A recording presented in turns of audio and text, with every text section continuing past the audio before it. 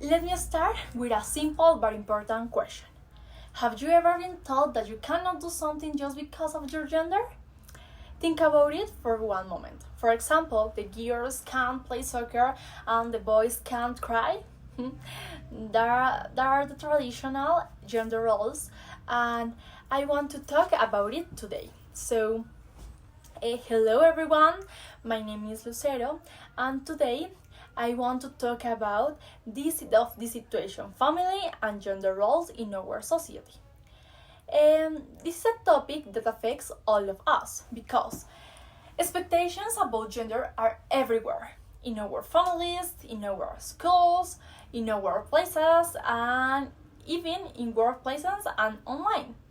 But today I want to talk in different expectations. For example, the internet, the social media, the different communities, and of course, that is because it's so important this topic to manage and to try to change the stereotypes and the prejudices that we have in the family and gender roles. For example, in many cultures, including mine, men are often expected to be strong, independent, and the financial providers. And women, on the other hand, are frequently expected to be caring, passionate, and responsible of our home. At university, I sometimes notice that male students are expected to be more confident in discussions, while women are expected to be more polite, reserved, and yeah, pretty. In professional life, these expectations can limit big opportunities for both men and women. And for example, the traditional roles and the changes. It's so important because the traditional gender roles are still present in our society in these days. But they are changing. For example, in my family, my mother takes care of our home, and my father works to provide for us. Even though the roles follow the traditional models and the traditional stereotypes, I've learned that both are equality and important and deserve in the same respect.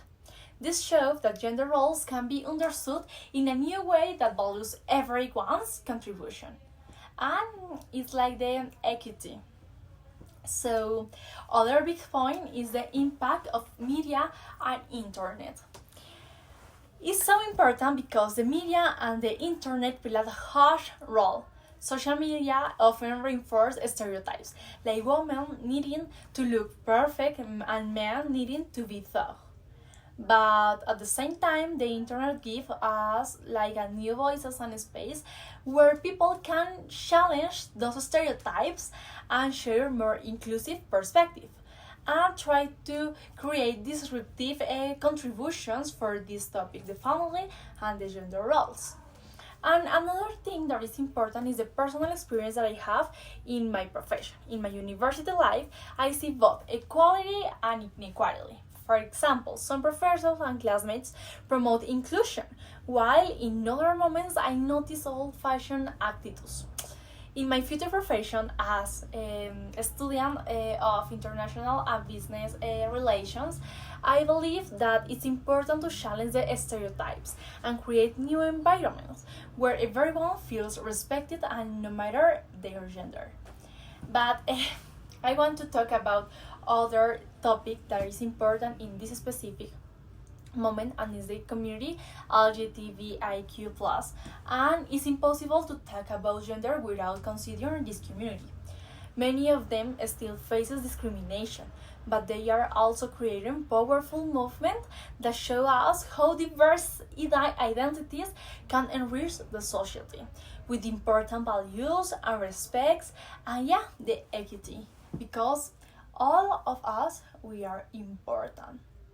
So finally, I want to concluding saying that the gender roles are not just something that we read in books.